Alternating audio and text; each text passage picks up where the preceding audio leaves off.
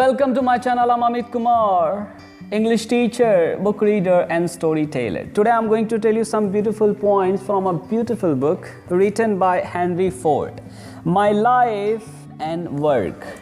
Basically ये जो book है ऑटोबायोग्राफी है, इनके खुद के द्वारा लिखा गया ऑटोबायोग्राफी। देखते हैं एक दो अच्छी बातें क्या क्या इस बुक में है। ये हेनरी फोर्ड है कौन भाई? ये कंपनी के मालिक है, कार कंपनी के मालिक है, राइट। बहुत समय पहले गुजर गए। कहते I was born on July 30, 1863 in Michigan. 30 जुलाई 1863 को मिशिगन में इनका जन्म हुआ। कहते हैं ये बहुत ज़्यादा पुअर फैमिली से भी बिलोंग नहीं करते थे और बहुत ज़्यादा रिच फैमिली से भी बिलोंग नहीं करते थे, मतलब मिडिल क्लास फैमिली से ये बिलोंग करते थे। इनके पिताजी फार्मर थे। इनके पिताजी ने इनको कहा बेटा तू भी किसान बन जा, फार्मर बन जा। इनको ज़रा भी दिल नहीं लगता था, फार्मिंग करने में ज़रा भी दिल नहीं लगता था, इसलिए ये फार्मर बने नहीं। इनका दिल लगता था मशीन के साथ। ये हमेशा अपने साथ है ना एक बॉक्स रखा करते थे जिसमें बहुत सारा टूल्स रहता था, मशीन को खोलने का, मशीन को फिर से जोड़ने का, राइट। तो बचपन में एक बार क्या करते हैं ना, ये वॉच को खोल देते हैं और वॉच को खोल के फिर लगा भी देते हैं, ठीक कर देते हैं। तो उस समय से इनका जो इंटरेस्ट है ना और ज़्यादा मशीन के साथ बढ़ जाता है। आप देखते हैं इस बुक में क्या क्या अच्छी बातें हैं। और एक मजे की बात, ये कहते हैं आई लेफ्ट स्कूल एट 17 साल की उम्र में भाई साहब अपना स्कूल छोड़ देते हैं, मतलब पढ़ाई छोड़ देते हैं। 17-18 साल की उम्र में हम लोगों को सिखाया जाता है कि ये कॉलेज में जाना है, ये यूनिवर्सिटी में जाना है, ये डिग्री लेना है, वो डिग्री लेना है। उस उम्र में ये भाई साहब कॉलेज छोड़ दिए। अब ऐसा नहीं कि कॉलेज छोड़ के ये पढ़ाई लिखाई सब कुछ बंद कर दिया, अरे ना, ये वो चीज़ पढ़े जो प्रैक्टिकल ज़रूरी था, प्रैक्टिकली वो बहुत इंपॉर्टेंट था, वो चीज़ पढ़े, थ्योरेटिकली नहीं। बहुत सारा दुनिया में है ना, थ्योरेटिकली बहुत कुछ पढ़ाया जाता है बट प्रैक्टिकली बहुत कुछ नहीं पढ़ाया जाता है, राइट। तो अब देखते हैं इसमें कुछ अच्छी अच्छी बातें जो हम लोग सीख सकते हैं। नंबर 1 पॉइंट कहते हैं ideas are of them self valuable but an idea is just an idea. Almost anyone can think up an idea. The thing that counts is developing it into a practical product. Idea का बहुत value है, बहुत ज्यादा value है। लेकिन idea तो बस एक आइडिया है ना, सबके पास आइडिया हो सकता है, कोई भी इंसान के पास आइडिया हो सकता है, कोई भी सोच सकता है आइडिया के बारे में। मेरे पास भी आइडिया है कि भाई एक ऐसा स्कूल हो, कोचिंग हो, ट्यूशन हो जहाँ पे जितने सब्जेक्ट टीचर है ना उतने ही स्पोर्ट्स टीचर हो। लेकिन ये आइडिया क्या है? कचरा है ना, कचरा ही है ना। जब तक कि ये आइडिया धरातल पे आ ना जाए, प्रैक्टिकल ये हो ना जाए, तब तक ये कचरा है, राइट। तो कहते हैं आइडिया तो ठीक है, अच्छी बात है, लेकिन इसको प्रैक्टिकल लाना दैट इज मोर इंपॉर्टेंट, क्योंकि आइडिया सबके पास है ना, सबके पास है। लेकिन जो आइडिया धरातल पे आ जाता है, प्रैक्टिकल हो जाता है, वही आइडिया काम करता है, बाकी सब कचरा है, राइट। नेक्स्ट पॉइंट क्या बताते हैं? Business on a money making basis is most insecure. It is a touch and go affair. भाई बिजनेस लोग करते क्यों हैं? पैसा के लिए तो करते हैं। लेकिन ये भाई साहब कहते हैं कि अगर आप केवल पैसा के लिए बिजनेस करते हैं ना, तो ये कहते हैं मोस्ट इनसिक्योर है, वो कभी भी आपका बिजनेस बर्बाद हो सकता है, राइट।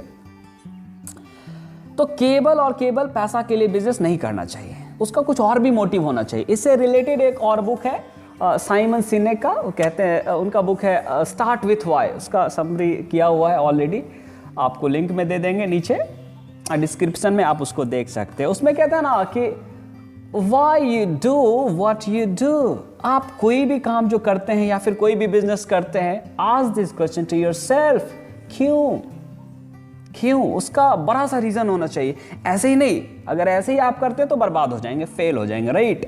तो ये भाई साहब भी कहते हैं कि केवल अगर आपका मोटिव पैसा कमाना है तो वो बिजनेस कभी भी बर्बाद हो सकता है, राइट। उसका मोटिव कुछ और भी होना चाहिए, पैसा के अलावा भी कुछ और होना चाहिए। नेक्स्ट पॉइंट क्या बताते हैं? ये बहुत ही शानदार है, राइट। कहते हैं wise people they are so wise and practical that they always know to adopt just why something can not be done. They always know the limitation. ये वाइज पीपल के बारे में कहते हैं कि वाइज पीपल इतने समझदार होते हैं, इतने बुद्धिमान होते हैं कि उनको सब कुछ पता होता है कि कोई काम किया जा सकता है या नहीं। उनको पता होता है, खुद का लिमिटेशन भी पता होता है और जिस कंपनी में वो काम कर रहे होते हैं उनका भी लिमिटेशन पता होता है। इसलिए ये भाई साहब क्या कहते हैं, I never employ an expert in my company. ये भाई साहब कभी भी एक्सपर्ट बंदे को अपने कंपनी में जगह नहीं देते थे, कभी हायर ही नहीं करते थे, राइट। ये क्या कहते हैं, किसी भी अपोजिशन को अगर किल करना हो, अगर बर्बाद करना हो, डिस्ट्रॉय करना हो, तो ये क्या करते थे, इनका एक फंडा था। क्या फंडा था कि उस कंपनी में उस अपोजिशन वाले के पास इतना एक्सपर्ट भेज दो कि वो कंपनी खुद ही बर्बाद हो जाए। राइट, मतलब ये इनका खुद का पर्सनल विचार है, पर्सनल सोच है। जरूरी नहीं कि सारे लोग इसको सही माने, कुछ लोग गलत भी मान सकते हैं, क्योंकि बहुत सारे लोग जो एक्सपर्ट को ही हायर करते हैं, तो कुछ लोग इसके साथ जाएंगे, कुछ लोग नहीं भी जाएंगे। नेक्स्ट क्या कहते हैं कि I do not want to waste time on something that would lead nowhere. ये भाई साहब उस जगह पे अपना समय जरा सा भी बर्बाद नहीं करते हैं जिसका कोई रिजल्ट ना हो ना। तो अपने को टाइम किधर स्पेंड करना चाहिए, उधर ही स्पेंड करना चाहिए जो हमको हमारे गोल तक लेके जाए, जो हमको हमारे मंजिल तक लेके जाए, राइट। लेकिन देखते हैं ना, घर में भी देखते हैं बहुत सारे लेडीज़ लोग क्या करती है, बहुत सारे लोग भी क्या करते हैं, बस टीवी के सामने बैठ के टीवी देखते रहता ना। सास भी बहू थी, पता नहीं कौन कौन सा सीरियल आता है, क्या है रिजल्ट उसका, कुछ भी नहीं। कहाँ तक लेके जाएगा, कहीं तक नहीं लेके जाएगा, राइट। नेक्स्ट क्या कहते हैं, a platform from which to catch someone's eyes, this habit of making the work secondary and the recognition primary is unfair to the work. भाई बहुत सारे ऐसे कंपनी होते हैं जहाँ पे लोग काम कम करते हैं, बहुत कम करते हैं, लेकिन वो इतना करते हैं कि उनके जो ऑनर है उनको पता चले कि नहीं ये बहुत काम कर रहे हैं। वो ऑनर के आंखों में, मतलब आंख के सामने वो हमेशा रहना चाहते हैं। वो काम के लिए काम नहीं करते हैं, रिकॉग्निशन के लिए काम करते हैं, राइट। मतलब ऐसे बहुत सारे एम्प्लॉयज़ होते हैं जो ऐसा करते हैं, और ऐसे जो एम्प्लॉयज़ हैं ना बहुत घातक होते हैं, बहुत खतरनाक होते हैं। वो करते कुछ नहीं है, बस दिखाते बहुत हैं, राइट। और उनके लिए जो काम जो है ना सेकेंडरी होता है और दिखावा जो है ना प्राइमरी होता है, और ये बहुत घातक होता है किसी भी कंपनी के लिए। ये भाई साहब है ना फोर्ड, हेनरी फोर्ड साहब, ऐसे एम्प्लॉयज़ को चूज़ करके बाहर का रास्ता सबसे पहले दिखा देते हैं। इसलिए इनकी कंपनी बहुत बड़ी कंपनी हुआ करती थी उस समय, और आज के डेट में भी अच्छी कंपनी है, ऐसा बात नहीं। नेक्स्ट क्या बताते हैं कि a low wage business is always insecure। बहुत सारे जो ऑनर है ना, मालिक है ना, वो अपने एम्प्लॉयज़ को, अपने स्टाफ को, अपने वर्कर को बहुत कम वेजेस देते हैं, बहुत कम सैलरी कह लो, बहुत कम मजदूरी कह लो, वो कम देते हैं। उनको ऐसा लगता है कि ऐसा करने से उनको प्रॉफिट ज़्यादा होता है। लेकिन ये हेनरी फोर्ड कहते हैं low wage business is always insecure. अगर ऐसा एम्प्लॉयर, ऐसा मालिक जो अपने स्टाफ को, अपने वर्कर को, अपने एम्प्लॉयज़ को कम से कम सैलरी देता है, पैसा देता है, वो सबसे इनसिक्योर बिजनेस है। क्यों? क्योंकि वहाँ का एम्प्लॉयज़ कभी भी छोड़ के भाग सकता है, राइट। और जिस ऑर्गेनाइजेशन में एम्प्लॉय छोड़ता है, आता है, जाता है, आता जाता है, उसमें मज़ा नहीं आता है ना। लोगों का जो ट्रस्ट है ना वो टूट जाता है। जब किसी भी ऑर्गेनाइजेशन से या किसी भी बिजनेस में लोगों का एक बार ट्रस्ट ख़त्म हो जाता है तो फिर लोग वहाँ जाता नहीं है, राइट। तो जिन लोगों को ये लगता है कि अपने एम्प्लॉयज़ को कम पैसा दे के ज़्यादा प्रॉफिट कमाया जा सकता है, वो बहुत ही इनसिक्योर बिजनेस है।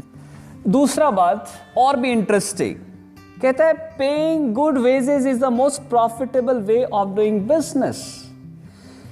मतलब अपने एम्प्लॉयज़ को, अपने वर्कर को, अपने स्टाफ को ज़्यादा से ज़्यादा पैसा देना, ये बहुत ही प्रॉफिटेबल बिजनेस होता है।